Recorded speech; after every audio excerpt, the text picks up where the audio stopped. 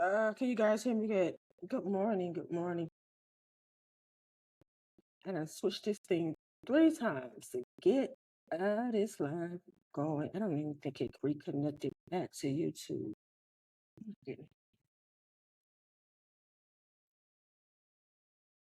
Okay. Good morning, you guys. Good morning.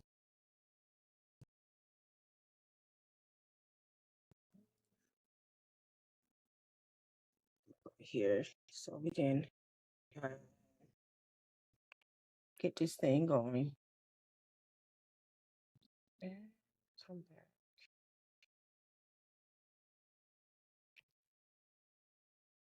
How was everyone's weekend? Good morning.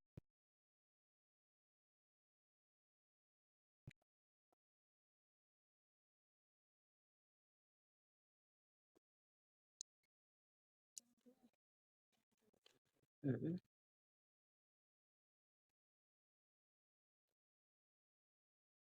Good morning. Good morning. I'm trying to give everyone a moment to kind of get in. So we can get going. You got a good bit of things that I want to kind of look at. Well, not a whole lot, but I got two of them. I know. I got a message about again. I think roads in, if I'm not mistaken. If I'm saying that right, I'm gonna look it up. An open door. So them on top of a few others that I kind of want to take you guys, and we're gonna look at GameStop and eBay today as well. Uh, That's good. That's good. Let me see. Good morning. Good morning. Good morning.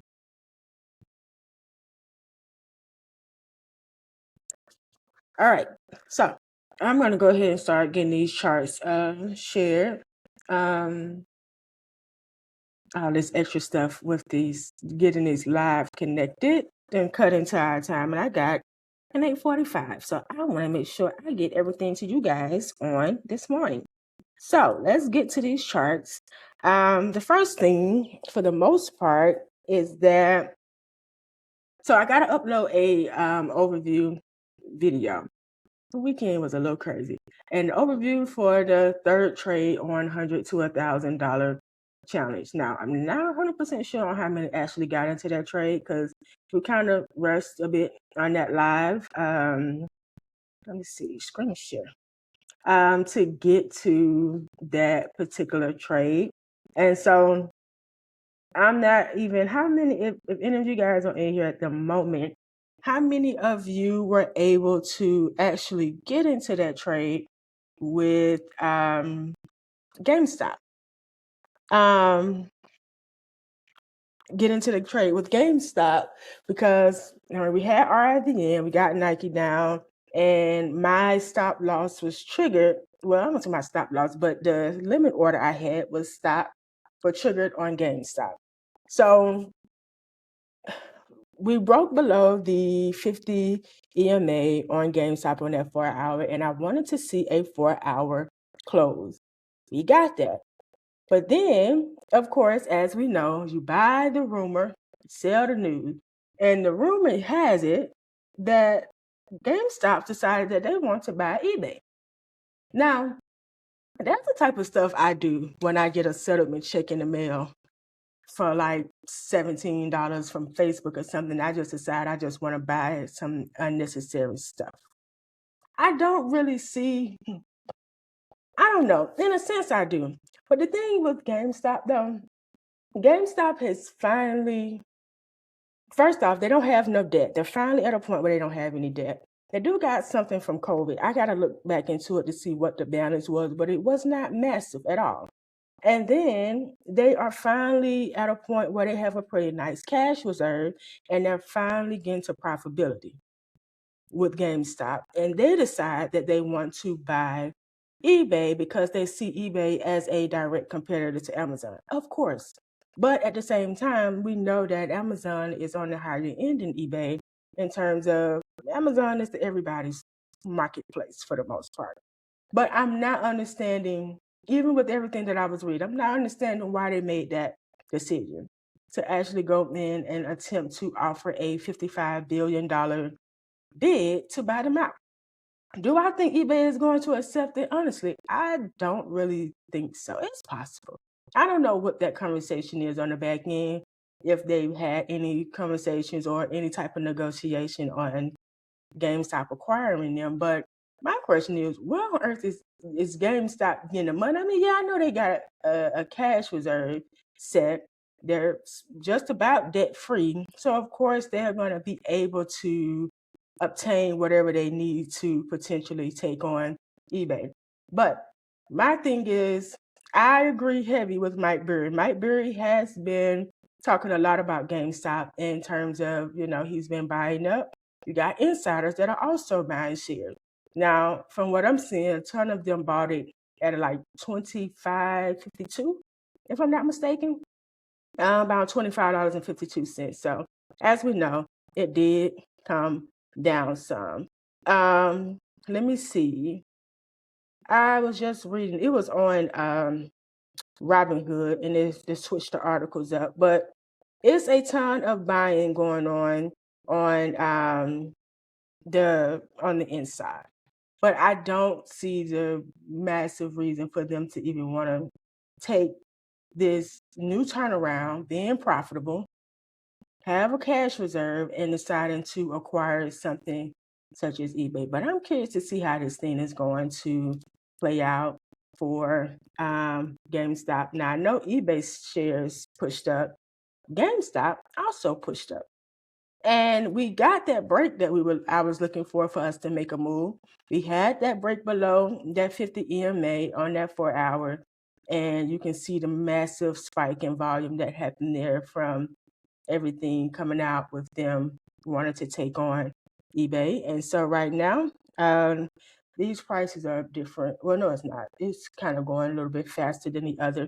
So they're sitting at $25 in the pre-market, but over here it's showing $24.98. So just about $25 right now in the pre-market. They pushed up as high as $26.88. And so once we start getting back inside of this here is when my stop was triggered. And for me losing, what was that? I think $27 or $20 and some change. One of them, I expect to see a buyout to take place on eBay. That's all I gotta say. That's the only way that makes up for that. But hey, one thing about GameStop, it doesn't make heavy movement. Of course, it's a slow burn trade. I did do this one in the first $100 to $1,000 challenge, but right now, when stuff like this come out, news or what have you, it can move up, $1.52, $3 on the day, depending on what that news is. And so when I initially started seeing that volume spike up, I was trying to make sure wasn't nobody getting no ideas again, where we had the short squeeze that took place back in 2021 when Wall Street Bets actually short squeezed GameStop, ran that thing from $20 to $500. And so, because it just kind of came out of nowhere and the news wasn't quite updated on TradingView just yet. So I was like, okay, let me check. Let me check. So it wasn't that. It was just actually the eBay news and all that. It says GameStop closed. They are approved for a $20 billion loan. Well, let's see. And see, that's the next thing too. They're adding on I see it now. They're adding on such a massive amount of debt when they have literally just gotten to the point where they are debt free. And it's just kind of, I don't know. I'm curious to see how this plays out. As we kind of know, one thing about GameStop stock is that they kind of got that meme stock name. Well, I guess I would say reputation from when the short squeeze happened, and they've had some others. But I'm curious to see how it plays out. I have not really been a huge fan of GameStop too much. I do have some shares in it that I just been holding. I had them in my Robinhood and I transferred them, and I just been holding them. Not really a fan of like super excited to just trade it, but we'll see how this plays out. I don't really understand why they even making this move at this moment. They didn't even let the profitability marinate before they decided they wanted to just jump in and start acquiring. And eBay would have been really the last that I would expect them to acquire or attempt to, because I guess when you think about it, when you go to GameStop, I feel like if they do achieve this acquisition, they're probably going to start streamlining some things. Like, we can go to GameStop, sell our consoles, sell game, and all of that, and we know what type of marketplace eBay is. So I'm curious to see how they put two and two together and actually make this work, or what it is that they have in mind that could actually help GameStop in any manner. So we'll see. I'm going to keep watch of it though. Let's go and look at eBay really quickly and see what they're looking like in this pre-market. So let's see, where are you guys? They're sitting up at 111.26 right now, and they closed out Friday at 104.07. And so with that, they are pretty much moving from the news of, being acquired. And even when they had earnings, it wasn't like really a massive surge. They came back down, retested that 50 at around 96.09 when they had their earnings. And so this gap up that we're probably going to see when the market opens up is from this GameStop news. So it would actually be a very interesting acquisition. And in the event that they do, what did we just see happen with Netflix? Netflix had their stock split.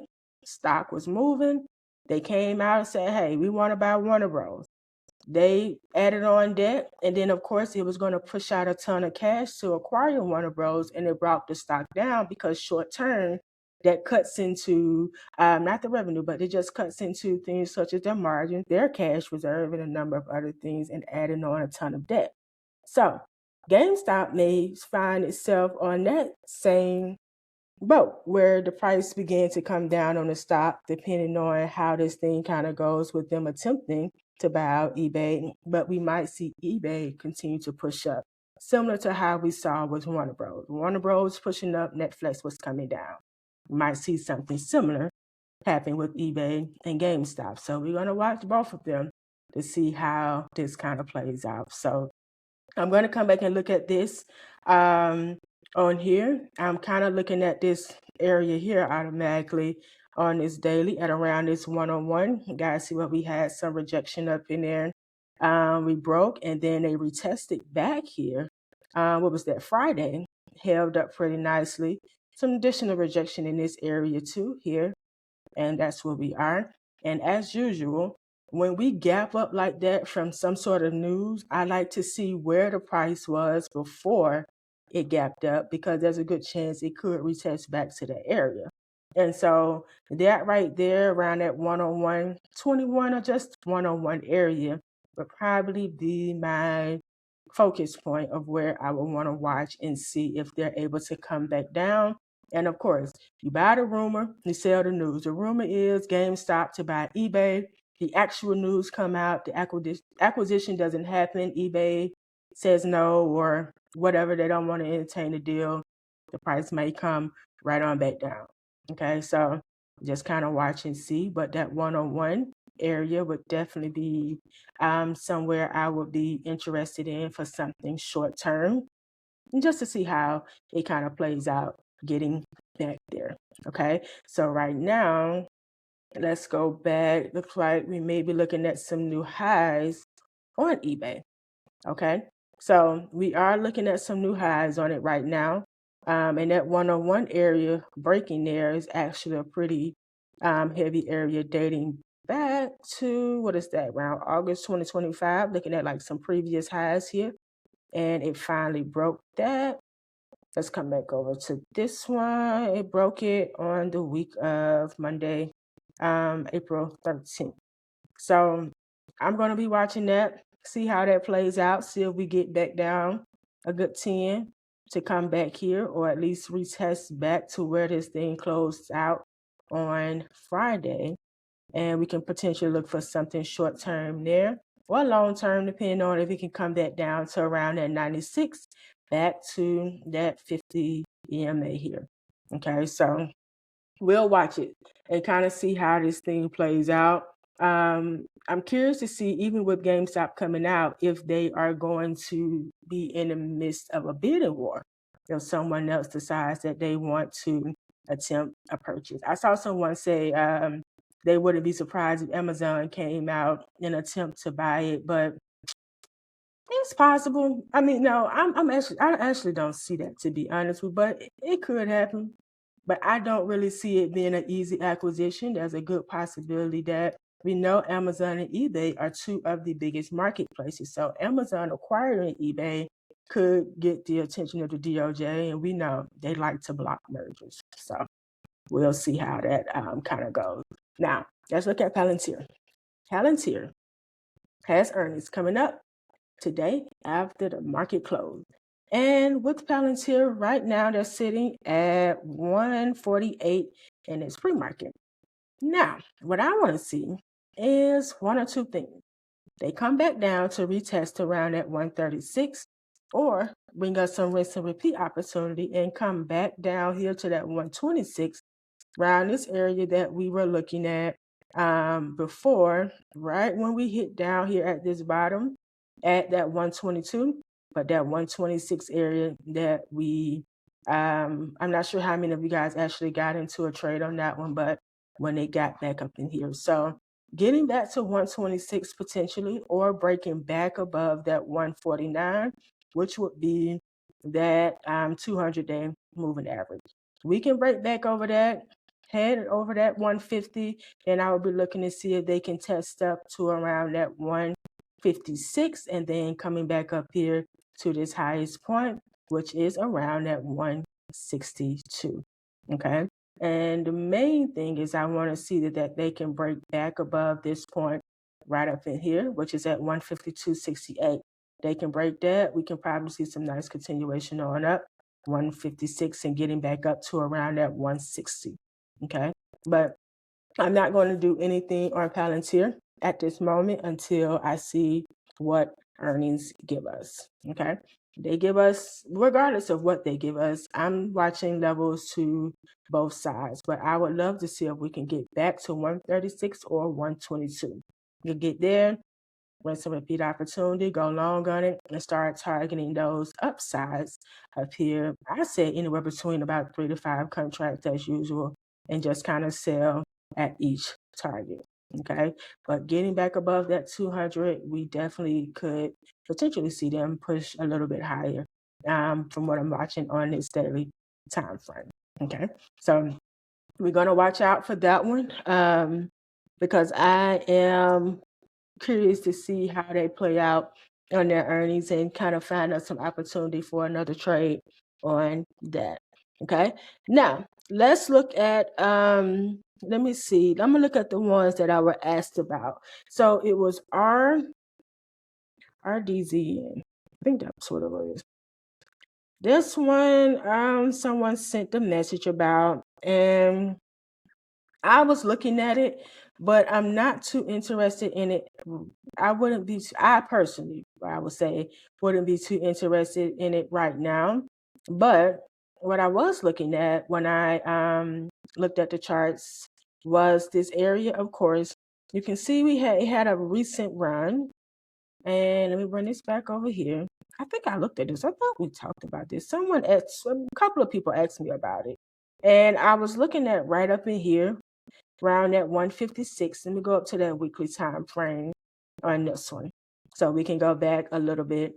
And so you notice kind of where we had that support in this area, we had these multiple touches around that 156 area, this resistance retesting here, and we had another rejection right before it broke through. And so I would be honestly sitting at what, $2.29 in the pre-market. And because it had we got such a nice little run there take place. Let me see, soar on the letter of intent supporting U.S. expansion. Let me see something. Let me come over here and let me see. I think I can hit earnings and it'll take us to the overview. Let me see. Operates as an insurance technology company. It offers auto insurance services through artificial Intelligence Technology. The company was found by Rohan Mahatra, if I'm saying that right, on May 7th, 2015, and headquartered in California. So, okay. I'm not 100% sure. I would be fully interested in that one personally, but if I would be watching something, judging by this little run here, I would definitely want to see something like this pull back, especially when we're working with penny stocks. Yeah, they're cheap, but the best thing about penny stocks is getting them at the lowest price point possible. And so they had this little run here that happened starting, what was that, last week? And so curious to see if it kind of finds some exhaustion point and then start to kind of pull back between 156 and 148 would be two areas that I would say to kind of keep your eyes on. That's that 50 there on that weekly time frame. So if you're on the live this morning, that asked about this one, that would just be the main thing. Honestly, I don't know anything about the company to really just give you too much, but just judging by this little heavy area around that 156, honestly would be something I would probably watch out for in terms of retesting back there, see if it hold. And whatever your game plan was on this one, I'm not sure if you're trying to trade it or if you're trying to buy shares. And let me come over here to something really quickly and see if you can even trade it. Because I know a lot of times with penny stocks, most platforms don't let you actually trade them. Let me see. But some of them might. Now, Robinhood, it has the ladder. Oh, never mind. That's not to buy. That's just the share. So they're not allowing any trading. So I'm assuming you're looking to get shares. Let me try so far. Let me see what's over here. Let's see. So you can only buy there. So if you can only buy on Robinhood, so far, that's a good chance you probably could only buy shares on that. And dealing with penny stocks, the best course of action is to get the stock as low as possible. And so I would definitely say kind of watch this area here, but I'll have to look more into it to see, just to kind of look into the stock and the company altogether. Let me see what this highest point was over here. That was, let's see, highest point was $17. That was back in September 2023. And they went public September 2023. So that was like an IPO high there. And the lowest point that they've been looks like it was a couple of cents. So let's see, kind of around, what is that, 73 cents, kind of around that area. So yeah, that's the best I can give you on this right now. Nothing too dramatic here, but kind of see where that recent surge come from that we have right up in there and see what that's all about. Okay, so if you're on here, we'll look back at that some more, and I'm going to put a note to kind of check it out for you and kind of go back and look at it. So let's go to Hood. We talked about Hood. I want to see Hood get back to around that $65, which is that same area. So right now we're sitting at around $74 in the pre-market. Okay, we still have that gap from the gap down that we got from earnings. We broke below that 50. I was definitely looking to see if they were going to hold up above that 50 prior to earnings, but of course, it can go either way. They did break that down. So I am looking to see if Hood can get back to around that $65, or if they do break down that 65, coming on a little bit further to around that 62 and seeing how well it holds up in there to go along with Hood. Definitely probably considering we're in May, probably go ahead and look for something going towards probably in 2027 to kind of get and see how that plays out over time. And I would probably look at anything between 5 to 10 contracts to really just hold out for the year. If we are able to get back down there to that 65, but I definitely wouldn't be interested in making any moves here while we are just kind of working with this at this moment. Okay. So kind of watch and see. Also look to see if they retest back up to about 80.35. If they fail to reclaim that, then there's a good chance we can kind of push back down and see where it goes. Okay. And that will actually be pushing up to fill that gap. And whether they do reclaim it and push up around that 90.84, but to really see this thing go long without going back to 65 is getting back above that 200-day moving average, which is around $90.84. So we're going to keep our eyes on that. Okay. So I wanted to see what they were looking like right now in the pre-market and see where we are with this. Once we get that gap filled, we can come back and look at that one and see if we can find some opportunity with that to see which way it's going to decide it wants to go. Okay. Now let's look at Meta really quickly. Meta really sold off big time, and I'm actually happy about that because I want to see us get back lower. I'm ready to average down on some shares at my spot. I said coming back down to 600, and I was talking to my mentor this weekend. He was looking at 550 for Meta. If Meta continues to sell off or come down, especially with the way they fell from earnings, he was like 550. So kind of looking at a $50 block here. Breaking down that 600, it got the potential to come on down a little bit more, and kind of I say like 592, and then pushing a little bit further. But we shall see. And this little area here at around that 581, I'm sorry, right up in here, kind of where we have this little point up in here, we had those holdups, same up in here. And so breaking down that 600, we can definitely begin to see if they're going to come a bit lower. And this little area here is where I will be watching. And so right now we're sitting on 605 at market open. So we'll see where it goes. And of course, coming back to you guys in that quickly trade call out. So they break down 600. Look to see that they come on down to around that 592. They break down 592. Then they could start retesting in this little zone here between 592 and 580. Okay. Now they can continue to push on up from where we are right now. I would say look to see if they can break and hold above around that 618. They can do that. Around 623 will be next, and then a little bit higher. So definitely want to see how they play along that 623 and that $600 range on today. Okay. So I'll see what that's looking like and probably look at the lower time frame, 45 minutes to an hour, see what it's giving us, and then see if there's anything there positive to bring to you guys to see which direction you can look at for something short term on that.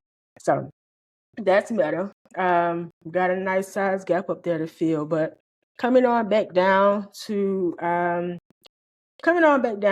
as far as possible is cool. 550 would definitely be nice, especially getting into something long term on Meta to kind of ride out for the remainder of the year. So I definitely keep you guys updated on that.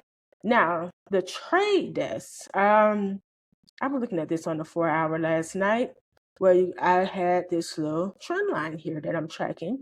I want to see one or two things, and one or two things you guys can watch was for them to break above this little area that we have here. Okay, kind of see where we've been playing along those lines. If they can break above this point, which is around that $24.85, look to see if they're able to hold above that and then start targeting these higher upsides. Okay, definitely want to see the volume kick up a bit too. It's been pretty low as of now, but breaking above that, I probably want to make a move there until the volume actually kicks up and we can start pushing higher. Or see if we can get a breakout below this trend line here. We can get a break below that. I would look to see if they're going to test around 23.31. They can hold up there. Then 22.54 would be that next level down that I will watch on this one. Okay, pushing up here, going up above that point, which is kind of getting that fair value gap filled out and looking at around 27.17. They can break that, then 28 and a little bit higher. will be next. Okay, so I do have my alerts on for this one. It just sent the alert this morning that it got inside of that box there. And so that was one of those areas that I want to see if they can actually break out of to push up. Okay, so I'm going to see how that plays out. If we get any rejection there, we test back at that trend line, or see if it decides to break, then that would be the next one we'll be watching. And I'm actually watching this one for the $100 to $1,000 challenge. And so that's kind of what I'm going to be looking at today as far as this stock, to see what it does above here or break that down. Okay, so that's just something you guys can keep your eyes on too for your own personal trade. And then also I'll be bringing that back for the challenge. Now, let's go to NVIDIA. And I'm going to show you guys what I'm looking at on NVIDIA. They still kind of playing along this top here, that it was either breaking it down or trying to push up and get back above that 210. So right now we're sitting at 201 at market open. And so 197, they've been going back to this area here. And so you can see where we've been playing in between those lines. It finally pushed up, came back, gave us the same thing here. Now, if they decide to break down at 196.16, then I'm watching at around 193.77. They break down at 193, then I will look to see if they can come lower, as low as 189. Okay, so that would be that area. And then also, if we can come lower, well, we got that break here, we're retesting back here. So I'm kind of watching 191 from the daily time frame from where I spotted this whole setup. 191, getting back here, we got that break, a nice retest, and then look to go long with NVIDIA. So those are the main two things that I'm watching, honestly, is to see if it retests back down here, or to see if it can start breaking back above this point here around at 201 and pushing higher and holding up. And then we can see that they can continue to go up. Okay, just in case we don't get a retest back here, it won't be too bad, but I definitely would love to see that, so that we can kind of get back in at that lowest point and ride it back up. So I'm going to keep this one on your radar too. I actually have a trade plan typed up for this one. I haven't published it yet because I want to see if they were going to attempt to retest here, or if we can come back down a little bit further, 193, see how well it holds, and then we kind of go from there. Okay, so I'll be bringing that trade plan to you guys for NVIDIA. All right, so got NVIDIA. What else did I have on here? MRK, to take a look, see where we are with MRK on this morning. And we are sitting at 112.68. We went right back to retest that 112. We broke it, we retested it, and now the thing is to see if we're going to hold it, or if we're going to come right on back down to start testing that 105. Okay, we got that high, we got that lower high, and we pretty much getting lower lows, lower high, especially if it doesn't give us anything above that 119. This thing's going to be coming on down, and 105 will be our lower low, and that could definitely be the area that we can make a move to push it up. And that's exactly what I'm waiting on, as I have been for I don't know how long, for us to get on back down here again at that point, so that we can kind of see if I could. I'm thinking another one for this one, 2027 as well, for my expiration date. Just kind of let it ride out and get us back up there to that 125 area where we hit up, which was last on February 25th. Okay, so well, around that was what, 125.14. So we will see when we get back here, and anywhere between, I said 3 to 6 months, but I may go ahead and do a lot of my long-term trades for the remainder of the year. Okay, and then of course bring you guys something shorter term for those of you who are not really interested in either swing trading or just holding your trades too long. Okay, but either way, getting that to 105, there will be some short-term opportunity there for you to play MRK anyway. So I'm going to bring that back. Once we get there, it's still playing along that 112 as it was from last week. So we'll come back that one. Let's come over here to Microsoft, see where we are this morning with that one. And let's see, we are sitting at 415 on Microsoft. So what I want to see is if they are able to hold up from where we are at 415, retesting probably around the 411 area. If it can come back there, hold, of course, you can look to see that they push a little bit higher. Now, they break down 411, then I'm looking here where we have that 50-day moving average, holding that and see if they can hold up there. We had some overkill here. This was what, on the 30th. We tested, it closed back above that, and we pushed back up. So to the downside, 411, 407, it breaks down 407 and actually closed below that longer term. Let's go over to this 4-hour really quickly. And let's see where we are. It's not too far from it, about 406 over here. So closing below that could potentially push a little bit lower. Last time we did, we pushed all the way down to around 398.01. So that would be that next area that I would look for if they do break down that 406, 407 area. Let's see if they retest back there. Now, they can hold above the 411. We're sitting at 415. Then we also have this gap that needs to be filled up here. The highest point is what? Not the highest point. The lowest point is at 420.30. Okay, so we have a gap right up in here. And then we got that 200 moving average here sitting at around 422. So breaking above 420, look to see if they can break above that, and then we can possibly push higher on that. Okay, so I'm going to bring this one back as usual. Once we kind of get some movement, see what levels they're touching and which range they may play in. And again, it's usually going to be around there 411 and 420 that it may play in on today, unless it breaks above or below either one of those levels to kind of start retesting lower.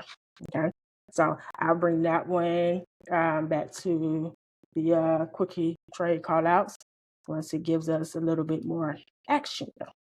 Okay, so let me see. What else did I have on here? INTC. I know everyone's been on that one. And if you saw the video I posted with this, I don't know, I think I posted in the Patreon. I know I put it on YouTube. I said I wouldn't be surprised that if INTC hit $100 before it decides it wants to correct, but we'll see. The highest point they hit was $145. So pulling back, I would love to see it come back to 95 if you're looking for something short term to see if it can hold 95, potentially target back at around 100, but still too close to the top for me.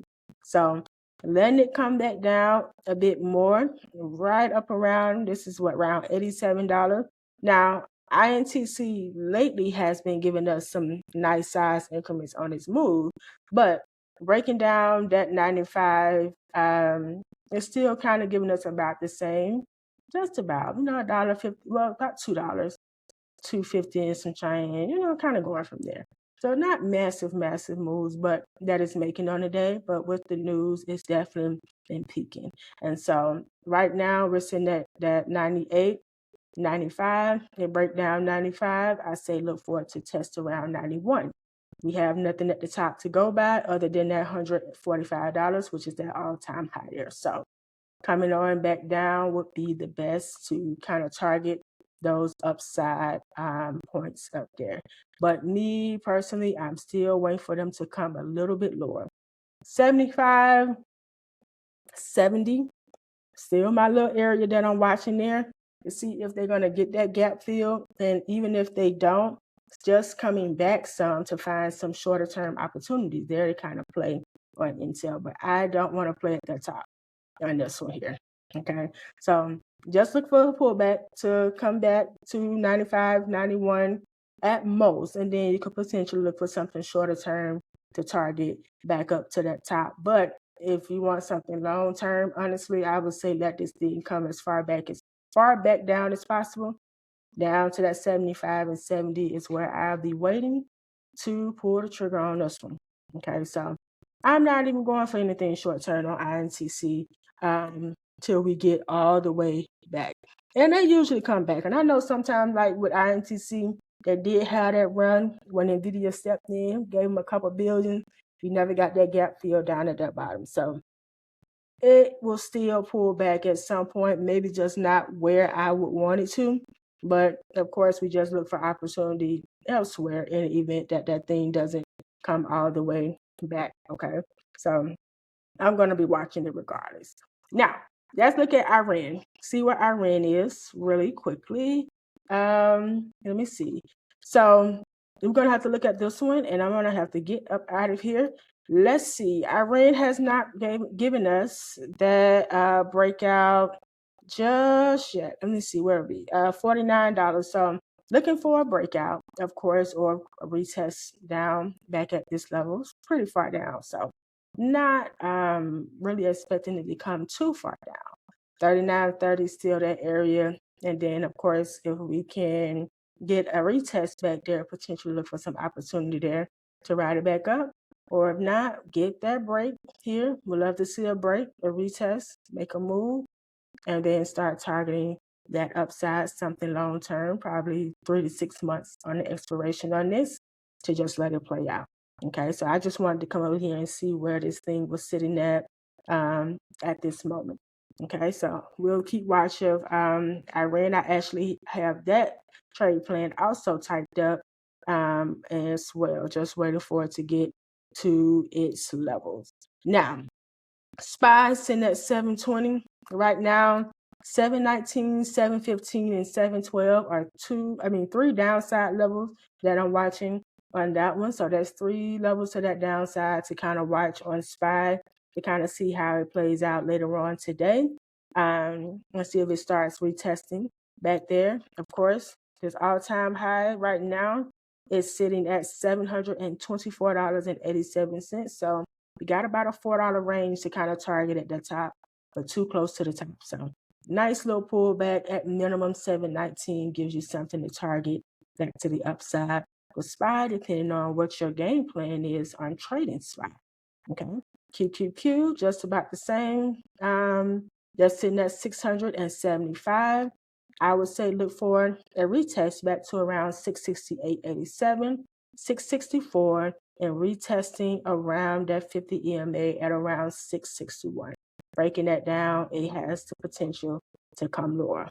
Okay, so that's all that I have for you guys on this morning. I'll be bringing back some stuff to the quicker trade callouts. Got a ton of alerts on. I'll also be keeping my eye on Tesla as well. That last Tesla trade was pretty nice, as well as TSLL. For those of you who aren't able to trade Tesla, TSLL is your go-to that will allow you to be able to get Tesla's movement and exposure without having to pay Tesla's price points on their premium. Okay, so I'll be bringing that back as well to see if we get a retest back down to that channel, or if they decide to break back above, what was that 394, if I'm not mistaken, 394, 395, 394. So if it retests back down at that 383, there could be some opportunity there for a rinse and repeat to start retargeting back up to that upside, or we get some continuation above that 394. Okay, so I'll be back a little bit later to get some stuff over in the Patreon. And from there, of course, keep eyes on the $100 to $1,000 challenge. I'll be looking for our 4th trade. TTD is the one that I'll be watching, and a few others to kind of look at as well. All right. So you guys have a great day on those charts, and I will talk to you guys later on.